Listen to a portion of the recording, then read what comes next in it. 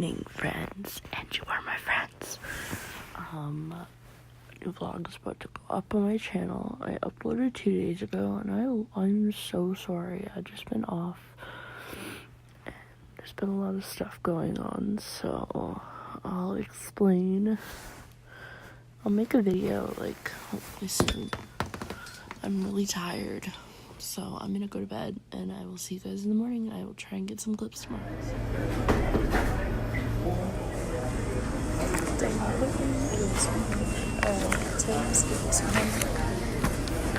Some of these shoots done for tomorrow, and then I won't have to worry about them. Four of them to the sponsors for that bought time from the radio stations, but that's like selling the sleeves of your vest, because we couldn't sell in this building a $10 ticket before. Now everybody's going to think we set that up. You motherfucker. No, you did not. I didn't know you were going to go there. Are you serious?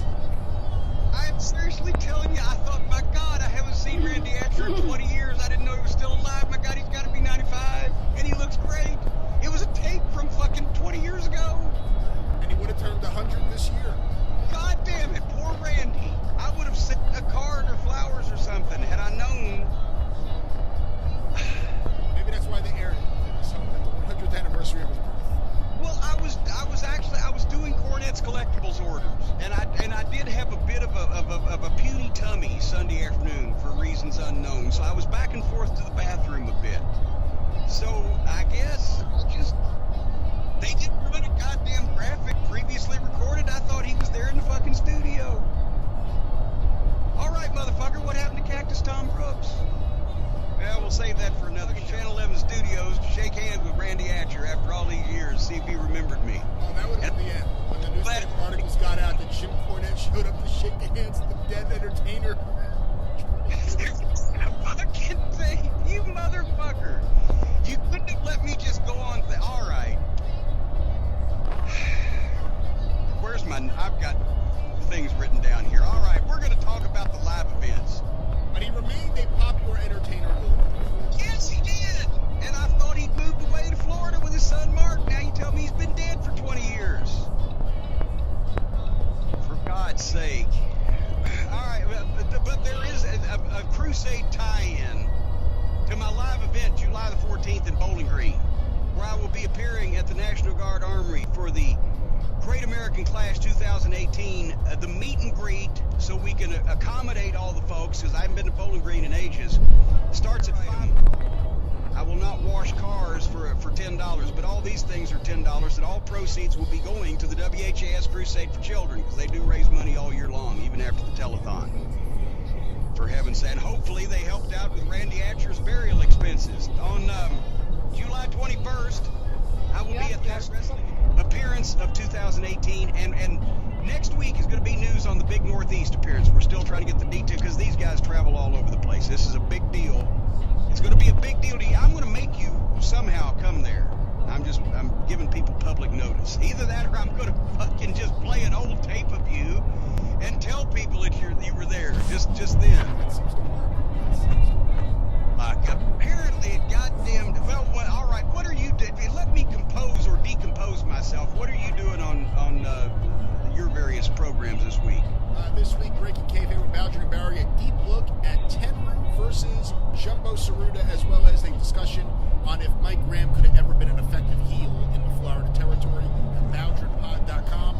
Ron Fuller Studcast, we talk about the Bahamas, but we also talk about Southeastern Wrestling, Continental Wrestling, some really interesting stuff this week on the show about why Ron left wrestling and his thoughts on Vince McMahon's. I mentioned Jeff Walton's going to be on .com. This week on Kentucky Fried Wrestling, Scott Bowden talks to maybe the best manager in Memphis after Jimmy Hart, Tux Newman. Oh, for heaven. Well, I wouldn't call you after Jimmy Hart. I'm not saying that as a slight to you. Sam Bass is going to come back from the grave and haunt you. That was before Jimmy Hart. And if he was going to come back from the grave, he would have done it already. Well, that's true. Tux Newman, and it's a really interesting conversation because it's not just about Memphis and Macho Man and Jerry Lawler and Jerry Jarrett, but also really about how he ended up there, how someone who had been a longtime publicist in a wrestling office in Hollywood became a professional wrestling manager, and some of the other opportunities that he potentially could have had. Really interesting stuff there at KFRpod.com. This week on the 605 Super Podcast, The Mothership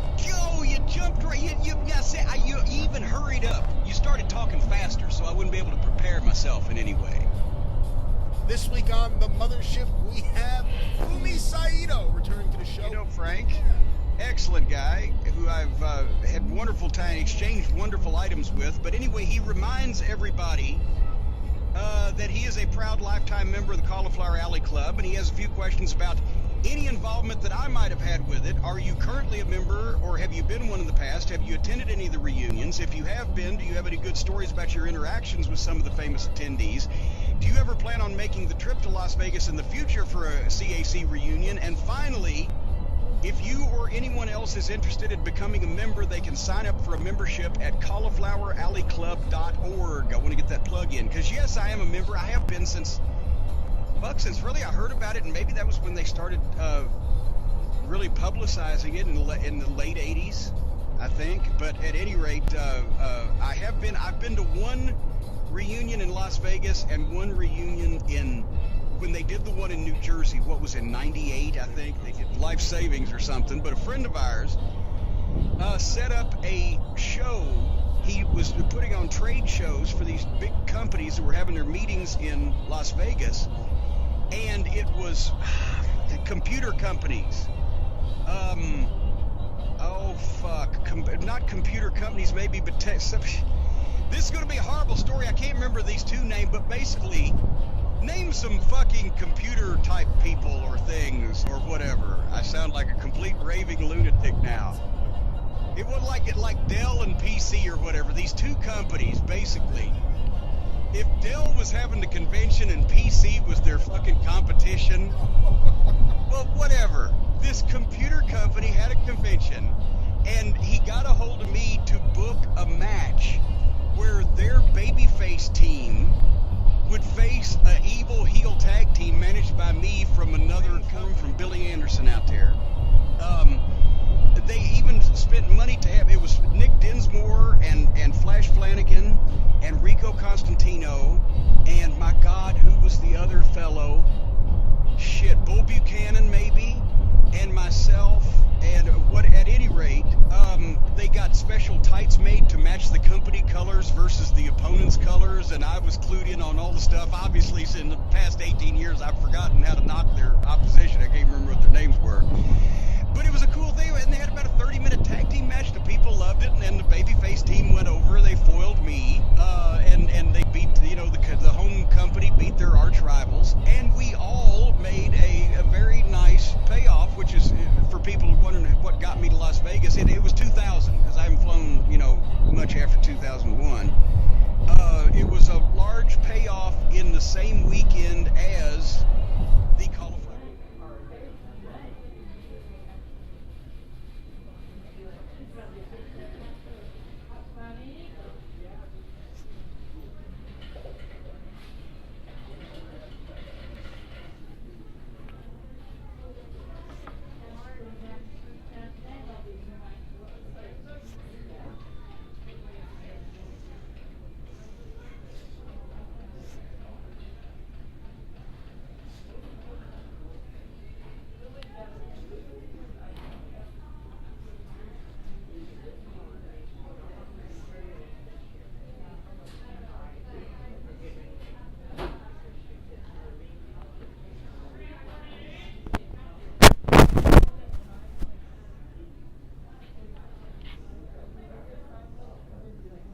And then you see he changed his bio to social media influencer. Oh my God, I didn't even put all this together in my head until right You're now. too chill sometimes.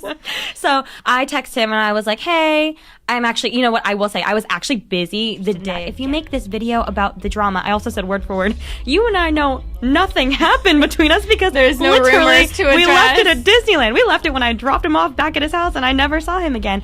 Like, you and I know nothing happened, so these people are going to go to this video for the drama. There's a reason why I haven't said anything about it on basically any social media platform, because there is nothing to say. I just unfollowed because it's done. And so I told him, I was like, you can say whatever you want. I mean, obviously he can say, I'm talking about it on this podcast. He can say it. He can make the video if he wants. Just in my opinion, if you are trying to gain a following and you want to do this as a career, if you want to make it in this industry, make content that you want to make, because people are going to go to this video for the drama, for the tea. Like, he's going to be known as the Remy's date dude from the video. The guy from the video. But if you truly, and this is what we get really, really passionate about, and we've seen this a lot with other, like, people who do YouTube and like kind of go about it the wrong way, like this, like yes, you will get those. That's just the worst way to go about it. Yeah. Because it's just people are coming for drama for you, whatever, and then they're not going to stay for him. So it's better to make it's better just to make content that he wants to make. I didn't get a reply back, which I feel like I could have gotten a reply. I feel like even just a thank you. So at this point, I was like, I don't even know if this video is going to be made. Like, I have no idea. But I was just like, okay, like I gave him my advice, and that's it.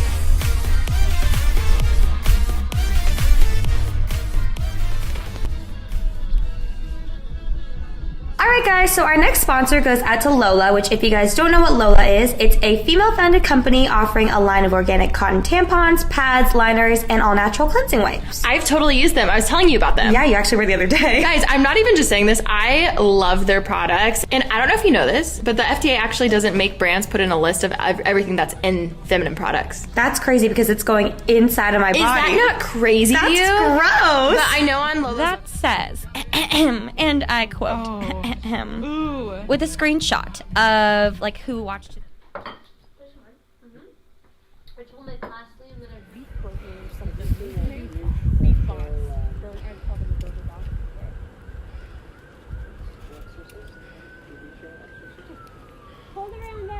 Oh, come on!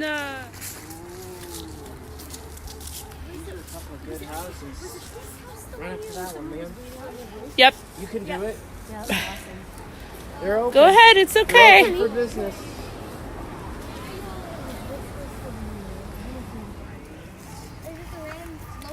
Oh, look at this. This is amazing. And did you grow up those fingers? Oh my gosh. Every year it's bigger and better. Hey, it's Conrad Thompson, and you're listening to What Happened When? With Tony Schiavone. What's going on, man? How are you? Hey, buddy, what's going on? I need to say a few words about this show before we start. I thought we had done this before, and apparently we've not done it before. And we've had a lot of people request it, and I remember a couple of weeks ago someone requested this Halloween Havoc 91 with the Chamber of Horrors match, and I thought, well, that's back in the archives. So I went back in the archives. Look, I couldn't find it, but I remember it vividly. And then when you posted on Patreon that we were going to do this, you did a little preview of it. Fans were really excited about it on Patreon. So here we are doing this show that I thought we had done before, but I guess it's just my age, Conrad. Well, let me tell you what happened. You went back and watched this. We're going to talk about it today, and this is going to be quite the show. Chattanooga, Tennessee. You want to talk about fucking killing a town? Well, here we go, boys and girls. This is going to be a fun show. If you're familiar with the archives, and certainly you should be, you can find them online or check us out on YouTube. But, dude, we've covered all the Halloween Havocs, or so it feels. But not this one. I made you wait for this one. The Chamber of Horrors. And believe it or not, we just passed the 27-year anniversary of this a couple of days ago. October 27th, 1991 is when it went down. And we're going to have you watch along with us. So fire up your WWE Network to Halloween Havoc 1991. This is something you got to see. I know a lot of times people try to enjoy our show without actually watching. They're going to electrocute Abdullah the Butcher. I didn't make that up. That's a real sentence. You got to fucking watch this with us. So, Tony, give us the countdown. The floor is yours. Is this the one where you dress up like an idiot? No, it's not. Yes, it is. It's not. It's not. I can tell by the way you're smiling. No. You got that. I'm trying to pull the wool over your eyes. Look. No, that was another Halloween Havoc. Go right ahead. 3, 2, 1, play. How about these graphics here? How about this? We start out in the great Just Damn. Just Damn. Barry Windham and Ron Simmons for the World Heavyweight Championship. And I guess, and there's Abdullah. And was he Kevin Nash back then? No, that's Oz. Oz. El Gigante with a roll of baloney. And there is that's not the UTC Arena, but it is time for Halloween Havoc 1991, where Lex Luger and Sting present Halloween Havoc. When you saw all those cobwebs for, and I don't want anyway to take a look at this, Conrad. Take a look at this monstrosity from the UTC Arena in Chattanooga, Tennessee. Yeah, we got a big lighting rig. We've got pyro going off. We've got an electric chair suspended from the ceiling, and one of the more interesting cages. I think you guys called it the Thunderdome or some shit like that. Well, we had called it the Thunderdome in the past, but I think we just called this the Chamber of Horrors. And so many things went wrong in the Chamber of Horrors. And you know, seriously, does that actually? They should be driving something that looks like the Shaggin' Wagon from Dumb and Dumber, but instead they've got a goddamn town car. Like my mom drove that. That's like a luxury. What the fuck is this? Well, we blurred the lines between reality and fantasy here, Conrad, is what we did. And now who is this? Oh, you're going to love this. Oh. Check them out. Oh, my God. The Diamond Stud and Diamond Dallas Page. And this is probably Kimberly Bacon's Nissan hatchback. Yeah. Look, notice how Bischoff is eyeing Kimberly's hatchback. What are you trying to say? No, it was a nice car. I mean, you don't think she had a nice car? And check this out. In the Dusty Road Special, the drop-top red Mercedes, Barry Windham gets out, and oh no! Oh, Arn Anderson, that bastard, breaking the arm of Barry Windham, and a young Dustin Rhodes coming to make going to the hospital, ladies and gentlemen. While you're there, see if you can pull my head out of Hulk Hogan's ass. Back to you. Take a look at this arena, Conrad. We did good business in Chattanooga. It was a good town for us. Well, not after this night. Now, let's remind everybody, this Chamber of Horrors, first of all, this is before the Halloween Havoc sets were awesome. This is a giant piece of shit here. It looks like the fireworks are just intermittent. They're working when they want to, almost like they've got that Buff Bagwell contract. And the fun little tombstones here, usually there's one that says Crockett or something fun. The only thing fun here is the one that says Minnesota Twins 1991. And that is because we were right in the middle of the World Series here. With Atlanta, right? Atlanta and the Twins? As a matter of fact, little inside story here about me. I was driving home, and there's the throw switch that we got to talk about in the 7th game of the World Series on this. And let's run through that. Chattanooga is less than 2 hours from Atlanta, where the Braves play. So you're 2 hours away from where the home team, and there is no baseball team in Tennessee, is in the World Series. But yet we've got a pay-per-view. Now, notice the star power here, guys. Elegante out first. Here comes Vader. Fucking Mike Graham just right on TV closing the door. And he's got the Vader helmet like he likes, and you don't see the control, but someone in nearby has it because, boom, there goes the smoke. Such a fucking cool presentation and cool helmet. How about this, though? Let's run through this. What a great look this is for Cactus Jack, and he's coming out with a goddamn chainsaw. But I don't buy you as a badass. You rent a Lincoln.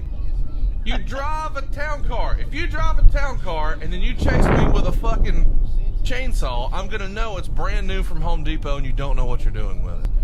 Like, no badass ever fucking drove a Lincoln town car and then had leopard print and no teeth and a chainsaw. It's inconsistent. These guys are never inconsistent, though. The Steiner brothers get a huge pop here, for which you're probably not listening to the sound, but man, they are over like Rover in Chattanooga, Tennessee here. This is probably the height of the Steiner era. Wouldn't you agree? This late 91, 92 era, that's as good as it gets for them.